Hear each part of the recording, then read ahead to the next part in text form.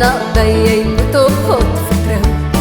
Hy kry toe al die hout en die spykers by mekaar, en een vir een begin hy dit vas te slaan. Die mense stap verby, hulle lag en wil spot, maar Noag hou aan om die spykers vas te slaan, want hy vertrou op God. Ja, hy hou aan, want in geloof sal hy vast bly staan. Hy vertrou,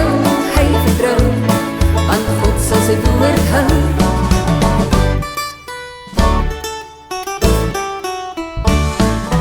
God sê vir Noag, wie in die ark mag gaan, vat jou kinders, jou vrou en diere moet jy onthou, 2 van elke soort saam. Toe Noag die ark toe maak, gee God die reën, en het reën, 40 dae en nagte aan een. Almal ken die verhaal van Noag en die ark, en hoe God hul bewaar op die berg van Ararat. Ja, hy hou aan, want in geloof sal hy vast bly staan. Hy vertrou, want God sal sy woord hou.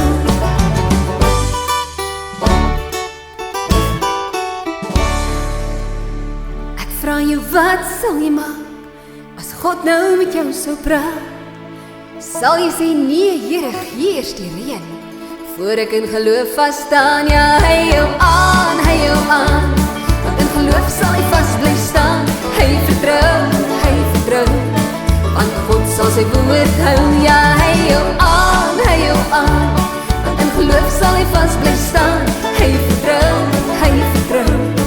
want God sal sy woord hou. Ja, hy hou aan, in geloof sal hy vast bly staan.